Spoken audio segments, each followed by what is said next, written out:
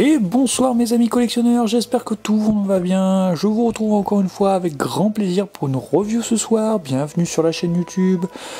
Eh bien écoutez, j'espère que... forcément pour ceux qui sont en avant-première, on est jeudi soir. Donc j'espère que votre semaine se passe très très bien. Courage, il ne vous reste plus qu'une seule journée le vendredi.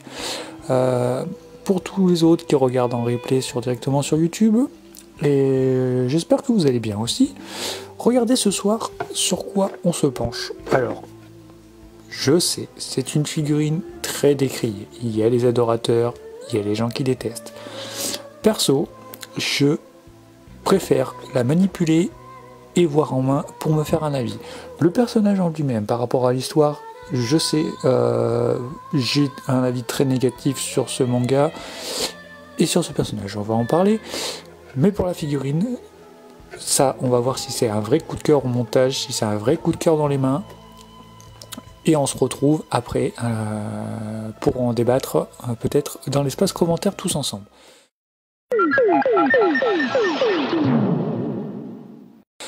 On regarde déjà dans un premier temps au niveau de la boîte. Donc la boîte, elle est très très grande, vraiment très boîte. On a l'impression que c'est une boîte où il y a deux personnages à l'intérieur. Cet exemplaire-là, ce personnage de la mythos d'Arès, beaucoup de youtubeurs l'ont déjà fait en review, et surtout vous avez déjà vu ce personnage-là, et plus particulièrement cet exemplaire-là. Je pense que va y avoir un petit détail au moment de la review qui va vous permettre de vous rappeler où est-ce que vous l'avez vu, plus précisément sur quelle chaîne YouTube. Vous pouvez voir que sur la boîte on retrouve le petit logo de la série Senseiya Show, la dernière série en date sur le monde de Senseiya, l'univers Senseiya, le logo de la Toei, le logo de la gamme de figurines des Mythos EX, le petit avertissement pour les moins de 15 ans, le Tamashii Quality, le Tamashii Nation, le logo habituel, et le nouveau logo bleu de chez Bandai. Là on retrouve, alors ça c'est quelque chose qui est très très beau par contre, le porte-armure pour moi a l'air d'être une vraie réussite, surtout au niveau de la posture du porte-armure, quelque chose de très classe, avec beaucoup de prestance. Au niveau des ailes, ça rajoute vraiment, on a l'impression de voir un vrai chevalier massif, comme on retrouve dans beaucoup de jeux vidéo, vous savez, par exemple dans le style Dark Souls et compagnie. Vraiment un personnage très massif avec une armure lourde, avec une épée très efficace. Un personnage où on sait que voilà, qui ressemble à un boss de jeu vidéo en fait presque. Ici la représentation du personnage, donc de la figurine en elle-même. Ici on a Santa Claus Myth EX. Alors la boîte est immense.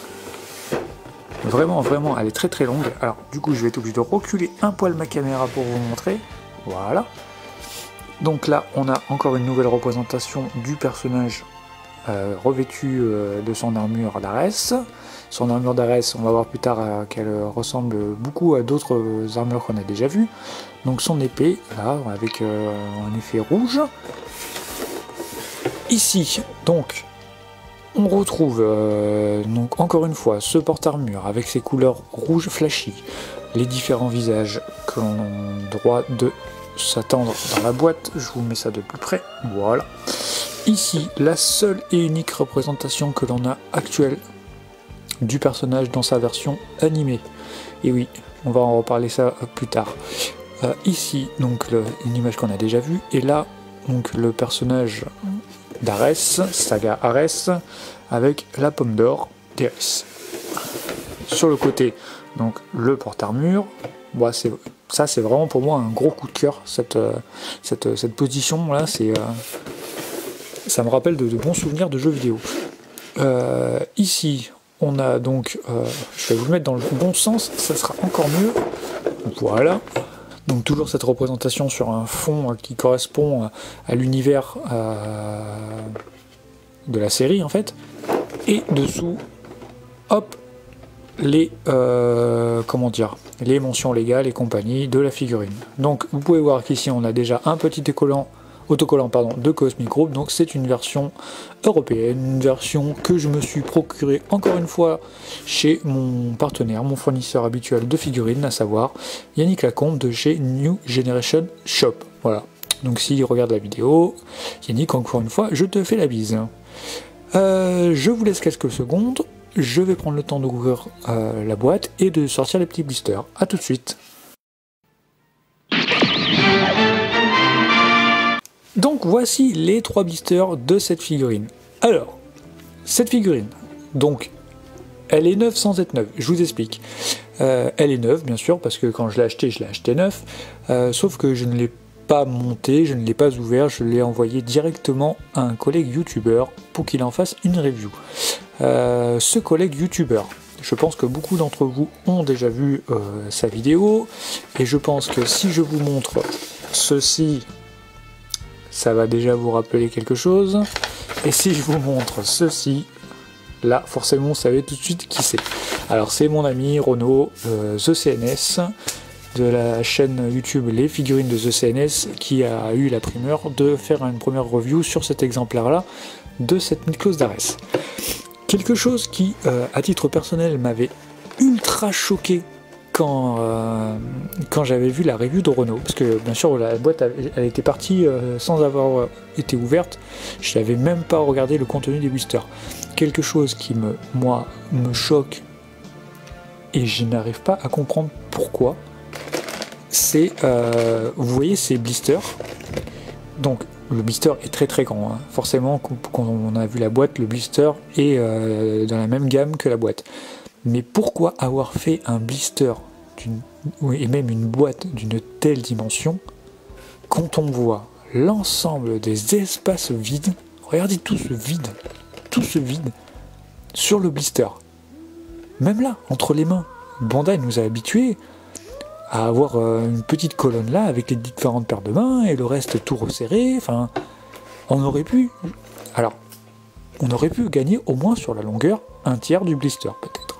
En ayant tout bien resserré, sans tasser forcément, mais faisant quelque chose de propre. Regardez là, regardez, je vous mens pas, regardez ici là, tout cet espace vide, et forcément il se retrouve de l'autre côté. Alors peut-être qu'ils ont voulu donner un effet de grandeur à leur personnage, le faire plus beau, le faire plus grand que ce qu'il ne l'est. Peut-être qu'ils ont voulu se servir de cette figurine comme élément de publicité pour annoncer ce qu'ils veulent, une deuxième saison de Senchacho. Ils ont voulu en faire un produit de marketing, quelque chose, une vitrine peut-être de cette deuxième saison, pour montrer qu'on va monter en compétence dans cette série, on va monter la grandeur de cette série. Mais clairement, enfin, au niveau de la figurine, pour l'instant, de ce que j'en vois, pour moi, c'est pas top, hein. Regardez, alors là, je pense que c'est encore plus flagrant sur le deuxième. On a donc le socle ici, là, on a le porte-armure, comment dire, l'ossature du porte-armure, l'épée d'Arès qui est ici, mais que de vide encore une fois, vraiment que de vide. Enfin, bref, troisième blister. Alors, on pourrait se dire que s'il y a autant de vide, c'est parce que le troisième blister est d'envergure. C'est vrai.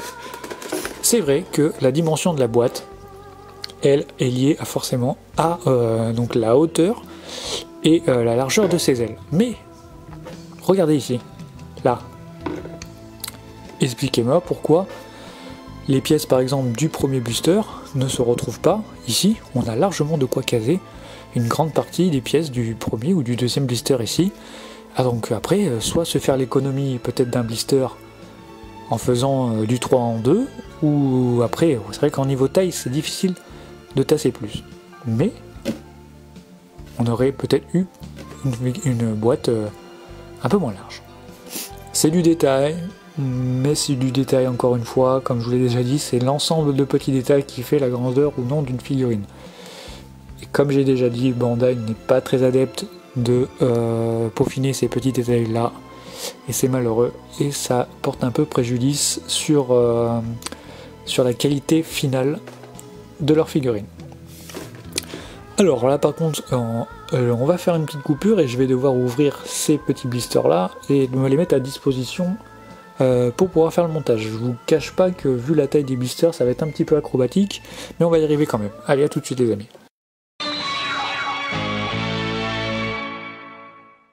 Alors mes petits amis, on est reparti du coup pour le montage de ce personnage d'Arès. de Senchacho. Alors, à l'habitude, je vais monter ces personnages, et d'abord je teste un peu la rigidité, et bien c'est très très bien. Alors pourtant, il a déjà été manipulé, monté, torturé, mis en scène de façon très rigolote par Renault, mais il garde encore vraiment une très très bonne rigidité, et je pense que quand Renault a dû le sortir de la boîte, il a dû en être très très satisfait. Voilà. Donc on est parti pour le montage. Donc déjà on peut voir qu'il a des pieds chromés, gris, voilà, au niveau du visage de ce personnage. Donc vous le reconnaissez très très bien. Je vais pas vous raconter toute l'histoire de Senchacho. Je vous invite à aller voir la revue de Renault, tiens, par exemple. Il avait fait ça très très bien. Donc on sait que c'est le personnage de Saga, hein, qui apparaît à la fin de la première saison. Alors quand je dis il apparaît à la fin de la première saison, c'est qu'il apparaît après le générique, voilà. Il apparaît, ça doit être au maximum une 15-20 secondes. Et c'est lui qui introduit une hypothétique, une éventuelle saison 2 à cette série. Il semble être donc le futur antagoniste de cette future deuxième saison. Alors, au niveau du montage, moi, je vous fais le montage en même temps que je vous raconte le reste, hein. Voilà, donc on se retrouve sur des pièces chromées, donc rien de folichon. J'allais vous dire, c'est une nouveauté d'avoir ce personnage en main. Alors, oui et non. Oui, parce que en tant que Ares, bien sûr, on n'a jamais eu de personnage dit Ares. Mais pour les gens qui sont collectionneurs de figurines Midcloth Senseiya, d'ailleurs, je suis en train de me rendre compte que celle-ci va ici. Ça n'a peut-être pas d'incidence, mais je vais me tenir quand même au respect du blister. Donc pour les gens qui sont collectionneurs Senseiya, l'armure va forcément leur dire grandement quelque chose. Parce que si vous êtes donc un petit peu amateur de la figurine de la Midcloth Senseiya, il y a une autre série Senseiya qui s'appelle Soul of Gold, et dans laquelle donc les chevaliers d'or se retrouvent avec des armures dites en version divine, et donc notamment donc les 12 chevaliers d'or, comme j'ai dit, et bien sûr dans les 12 chevaliers d'or il y a le chevalier d'or du Gémeaux, et donc c'est encore une fois Saga. L'armure de Saga en version Soul of Gold ressemble vraiment énormément à cette version de Ares en Senchacho. Alors ce n'est pas du copier à 100%, mais croyez-moi, il y a beaucoup de pièces, dont notamment cette pièce ici, qui est au niveau du tibia, qui est presque un copier-coller. Alors on peut changer la couleur, hein, bien sûr, hein, mais qui est quasiment un copier-coller de la version Saga en Soul of Gold. Alors, tant qu'on est en début de vidéo, et pour appuyer vraiment mes propos, je vous promets que à la fin de la vidéo, on se fait un petit comparatif avec donc ce personnage que je suis en train de manipuler, avec le Saga en version Soul of Gold, et avec un autre personnage, donc un autre personnage qui est donc le Aiolos version pareil, SOG, parce que le système des ailes de ce Ares ressemble vraiment, là encore aussi énormément. Alors ce n'est pas non plus une fois un gros copier à 100%, mais c'est vraiment une très grosse base des ailes du Sagittaire Soul of Gold. Au niveau du montage, hein, vous voyez très bien qu'il n'y a rien de très compliqué. Pour l'instant j'ai fait une grande partie basse du personnage sans aucune difficulté. Est-ce que moi à titre perso je suis pas très enthousiasmé par cette sortie là. Je suis plus enthousiasmé par le fait bien sûr qu'on ait une figurine qui soit un petit peu d'envergure. Quand je parle d'envergure, c'est au niveau de l'ampleur de la figurine. on a l'habitude d'avoir des figurines qui sont, qui sont assez simples, même pour les chevaliers d'or, on n'a pas, si on leur met la cape, là on se retrouve avec un personnage qui a un peu plus de volume, mais en général on se retrouve avec des personnages qui ne prennent pas non plus une place faramineuse en simple dans une vitrine. Là ça va être quelque chose de différent, vraiment. Et ça me rappelle un petit peu, donc encore une fois, ces personnages de Soul of Gold, ça me rappelle aussi certains personnages donc, de la saga Hades, avec Hades, Hypnos, Thanatos, avec les V4 de chez Bandai aussi. Et j'ai hâte de voir. Je suis vraiment curieux de voir le rendu final de ce personnage.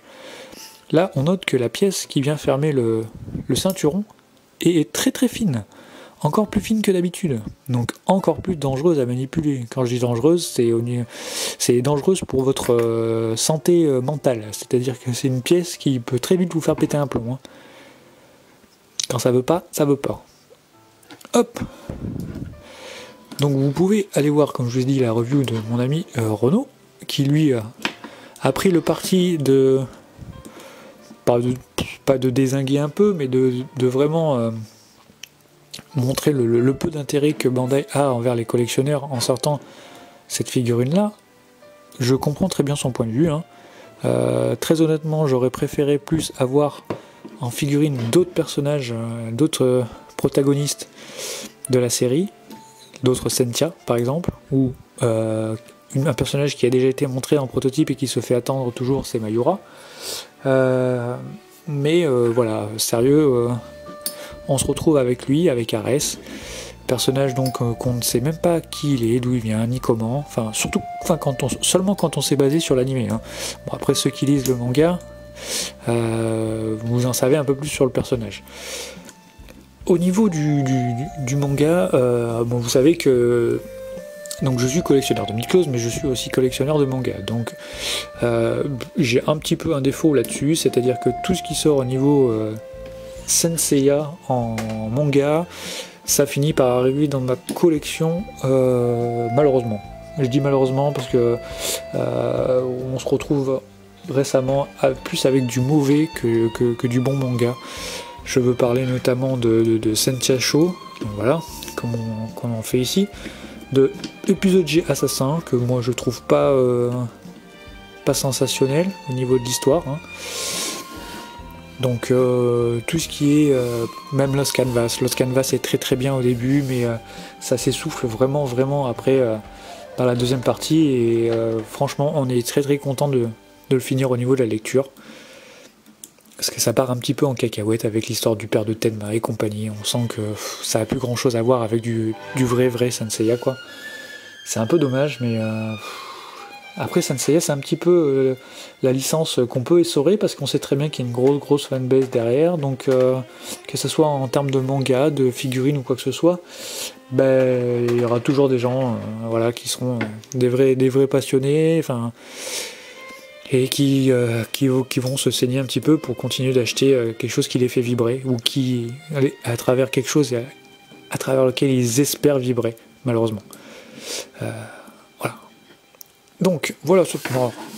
Donc je reviens sur ce que j'étais en train de dire. Oui, donc les personnages, enfin les derniers mangas de Senseiya, c'est vous savez, on ne vit plus un manga de nos jours. Voilà, donc on a dépassé. Maintenant on est en 2020.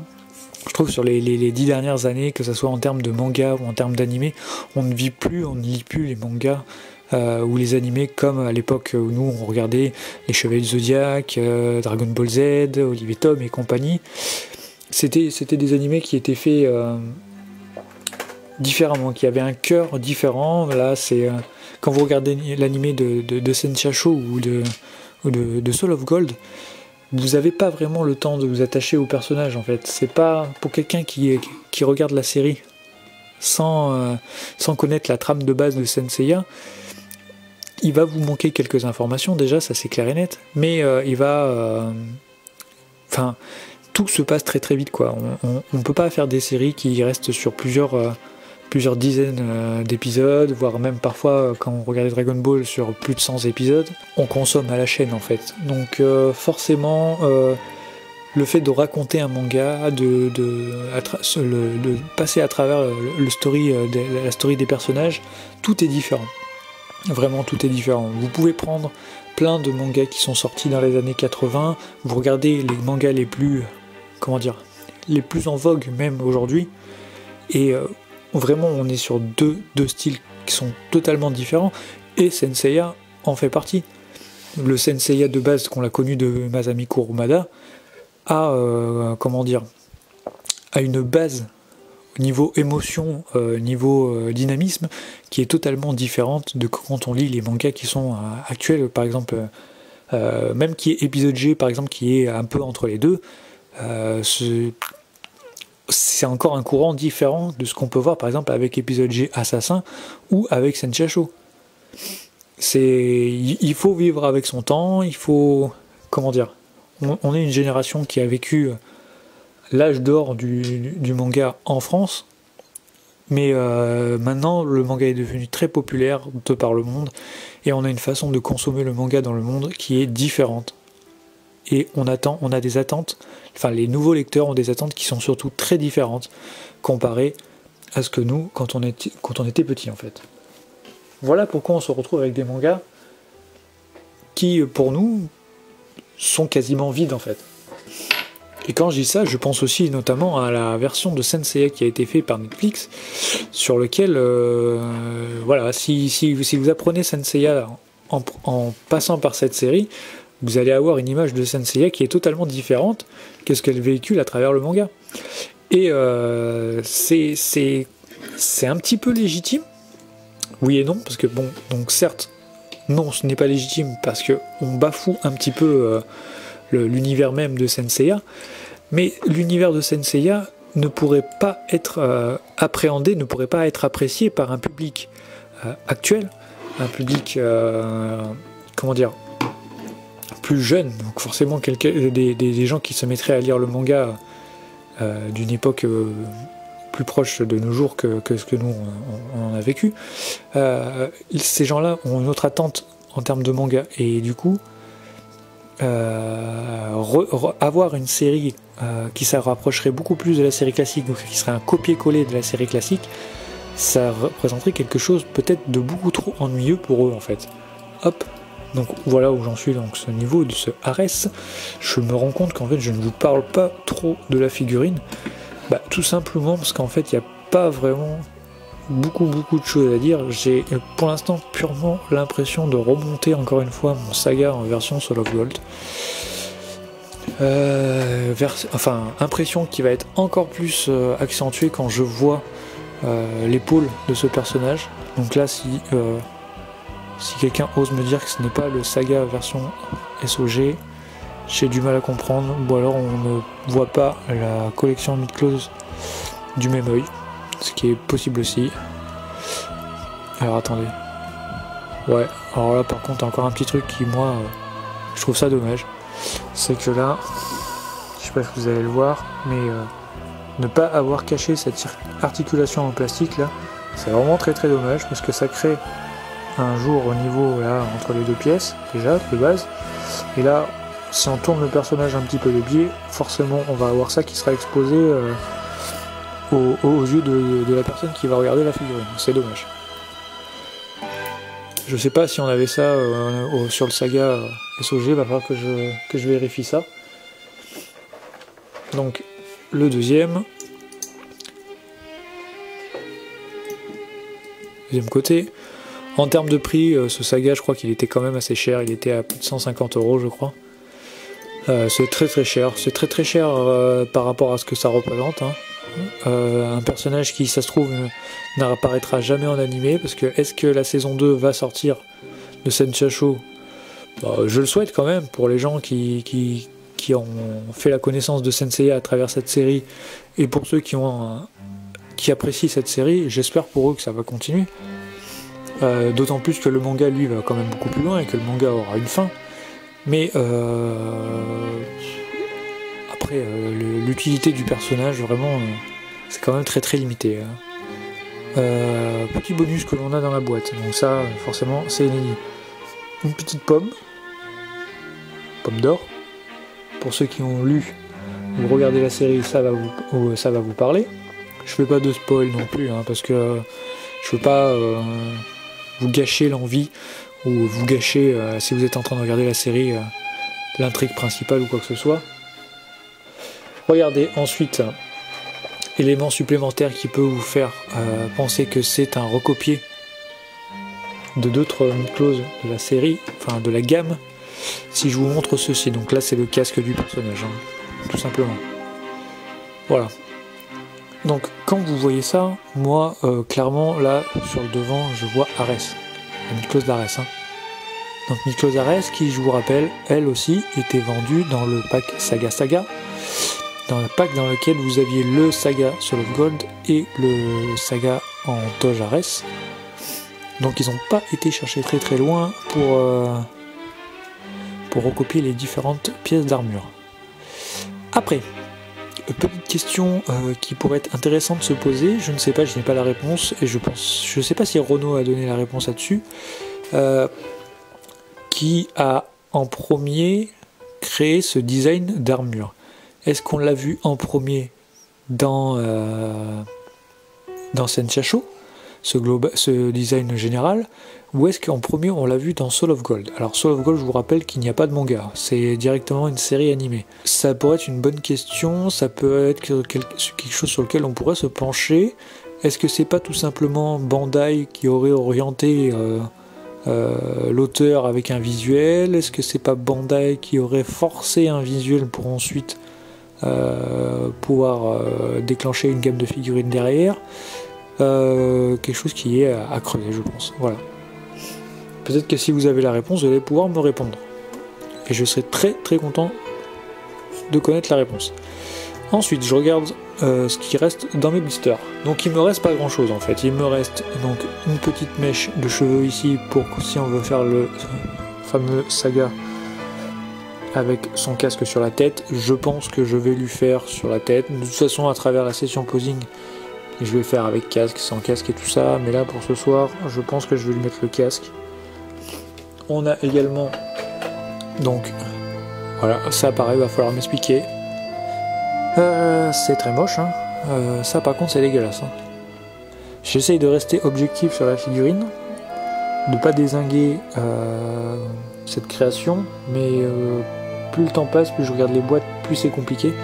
Parce que là, franchement, comment on peut esthétiquement parler de rendre une figurine beaucoup plus belle avec ça? Si vous avez les cheveux qui sont comme ça à 90 degrés, croyez-moi que c'est que vous avez mis beaucoup trop de gel. Là, il y a vraiment un souci avec votre chevelure, il faut aller chez le coiffeur direct, vraiment direct. Alors je me doute, parce que c'est par rapport au système des ailes, mais même si c'est au système des ailes, il n'y a pas moyen de faire un truc qui tombe de façon beaucoup plus naturelle que cet angle à 90 là. C'est une équerre pour positionner votre étagère dessus, je pense, non? Parce que là, franchement, même en mettant les ailes, je pense que ça, je vais m'abstenir. Je vais essayer de le mettre, voir à quoi ça ressemble, mais là, je pense que je vais m'abstenir, parce que ça, c'est vraiment immonde, quoi. Au niveau de l'arme, de l'épée. Alors, comme je vous ai dit, hein, moi, ça me fait penser à des boss que l'on retrouve dans boss de jeux vidéo, quoi. Et l'épée, ça fait vraiment... ça me renforce dans mon idée. Voilà. C'est typiquement le genre de design et de couleurs que l'on pourrait retrouver dans un jeu vidéo, je trouve. Ça fait pas très très Senseiya, ça fait un petit peu couleur sabre laser, quoi. Donc encore une fois, je comprends que c'est pour coller à un public beaucoup plus jeune, qui a... comment dire, qui voit le monde du manga d'une façon un peu plus légère que ce qu'on a vu autrefois, hein. Que Senseiya n'est pas un manga de réflexion, mais plutôt un manga d'action, et Senchacho plutôt un manga typé féminin. Mais franchement, pour moi, cette épée n'a rien à faire dans un univers Senseiya. Hein. Vraiment, on dirait une espèce d'épée, comment dire, de type type Dracula en fait, hein, qu'on peut retrouver dans certains de jeux où on a cet univers là quoi. Alors petite surprise, la cape, elle, je trouve que la Bandai ils ont fait un petit effort qui est à souligner et franchement qui est pas dégueulasse, c'est que la cape, donc pour renforcer le côté purement antagoniste du personnage, ils lui ont fait une cape avec un fond noir. Et voilà, une cape avec un effet un jeu de lumière dessus là qui est un dégradé, donc plus clair jusqu'au plus sombre, qui est plutôt bien fait, qui est agréable à voir et qui va forcément se coller bien avec l'image du perso. Voilà, encore une fois avec le petit plastique de protection. Ça par contre c'est, alors en termes de réalisation de la cape, c'est comme d'habitude, hein, c'est la même cape qu'on a l'habitude de voir habituellement sur les figurines des Chevaliers d'Or. Mais en termes de coloris, je trouve que voilà, là c'est très très bien. C'est quelque chose qui, on sait que... Ah bah là, par contre, on voit que là, ça a bavé au niveau de la couleur quoi. Hein. La cape elle est déjà plus très très belle, enfin il y a un petit souci de couleur qui a sauté, enfin ou une petite bavure ou quoi que ce soit. Mais au niveau de la teinte, je trouve qu'il y a eu un bel effort, ça c'est quelque chose, c'est un petit plus. Donc l'élément pour moi principal de cette figurine. Le reste de l'armure on a déjà vu, on connaît, mais alors là par contre ça c'est le seul élément nouveau de cette figurine. On a un système des ailes, donc si vous regardez purement et simplement la partie rouge, là, rouge c'est assez vif, ça ressemble beaucoup au Sagittaire Soul of Gold. Je pense aussi que le Sagittaire a même cette espèce de système qui revient par-dessus là, la pointe là vers le haut, je ne crois pas. J'irai la chercher tout à l'heure pour faire un comparatif. Mais alors, par contre, je vous promets que c'est d'une envergure folle. Et encore une fois, typiquement, ça me fait penser à des ailes. Surtout cette couleur, quoi. Moi, j'ai vraiment l'impression de voir un truc de jeu vidéo plus que de l'univers Senseiya. J'en suis un peu sans voix, quoi, parce que c'est... Là, par contre, là, tout ça, c'est en métal, à l'intérieur, là. Là, ici, le dessus est en plastique. Ça, c'est du plastique. Quand je regarde le système de fixation, on a quelque chose quand même d'assez volumineux qui tient forcément avec deux petites pattes plastiques. Je pense que même les petites pattes plastiques, regardez, si je fais simplement ça, elles bougent toutes seules. Là, en termes de tenue, rien que sans monter, vous sentez qu'il va y avoir un petit moment où ça va poser problème quelque part quand même. Hein. Il va pas falloir forcer comme un âne. Mais que dire, je vais monter tout ça sur le personnage et on va vraiment voir après à quoi ça ressemble et on va vraiment après pouvoir se faire un avis définitif sur la figurine.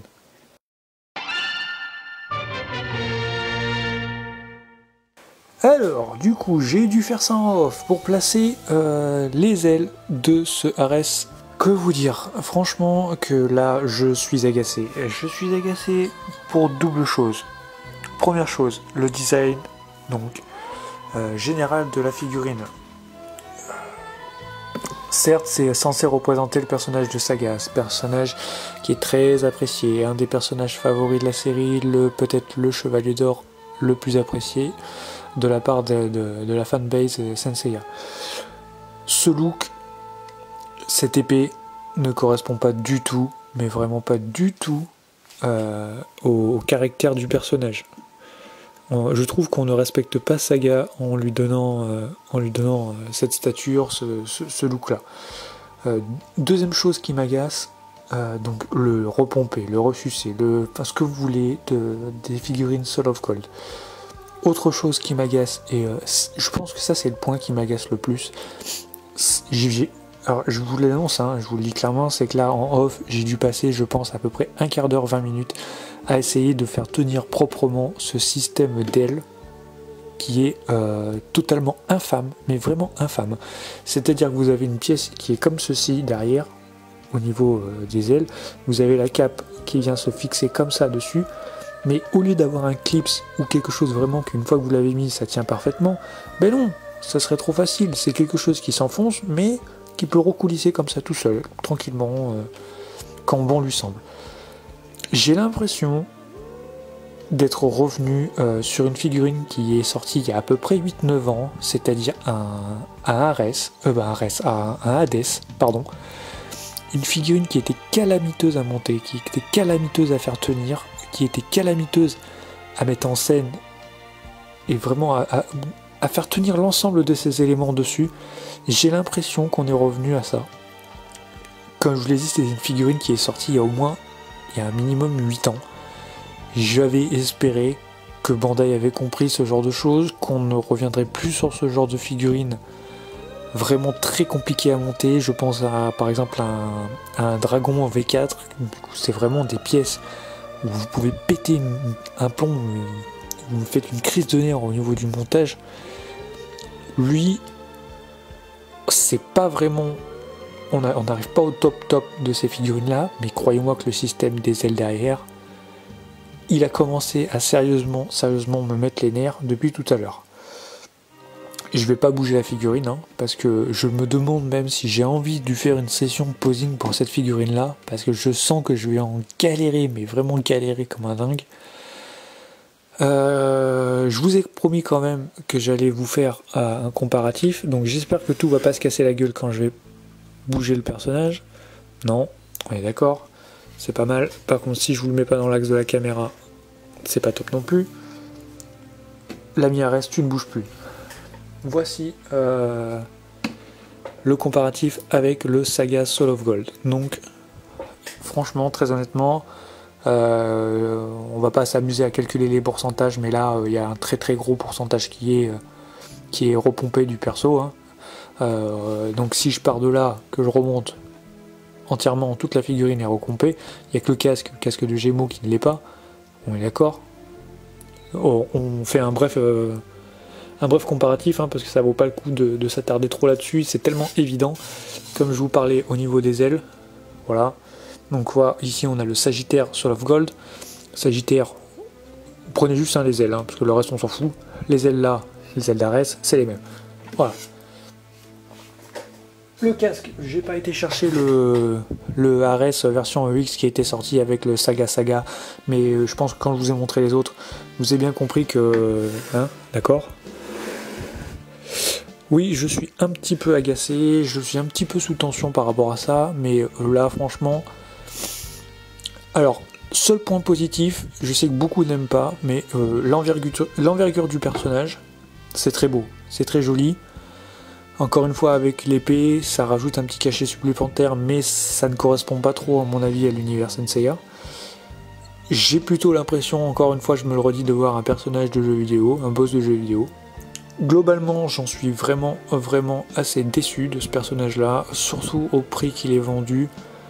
Certes, ça complète un peu la collection des Midclose Senshiasho, mais je me répète, j'aurais préféré voir des sorties différentes, des sorties de personnages beaucoup plus importants dans la série que ce personnage-là où 30 secondes c'est le maximum d'audience qu'on lui a donné. Déçu de cette sortie, vraiment, déçu de la figurine, déçu du prix que celle-ci coûte. Voilà, quoi dire de plus? Rien, je pense que tout a été dit. Et allez, quand même, je suis en train de me voir. Ah non, je pensais qu'il y avait un petit pet là, mais c'est reflet, c'est l'ombre de la caméra. Écoutez les amis, j'espère que cette review vous aura plu. J'espère que mon avis, l'expérience, le retour d'expérience que je vous fais sur ce personnage là vous sera bénéfique, qui va un peu vous aiguiller dans ou non le choix d'acquérir cette figurine. Je vous remercie de l'avoir regardé. Si vous voulez laisser un commentaire, c'est avec plaisir que je vous répondrai. Avec plaisir, vous pouvez partager sur les réseaux sociaux, ça me fera le plus grand bien. Je vais quand même essayer de vous faire une petite session posing, mais pas ce soir. Je vous promets que là, je suis pas en état de rester calme, sinon le personnage il va prendre direction par de la fenêtre et il va aller se planter directement dans mon jardin. Bonne soirée tout le monde. Je vous dis rendez-vous à très bientôt pour une nouvelle review. Sans vous spoiler ce qu'on va voir en prochaine review, on reste toujours dans le thème de Senshiasho. Voilà, bisous tout le monde, ciao et à bientôt.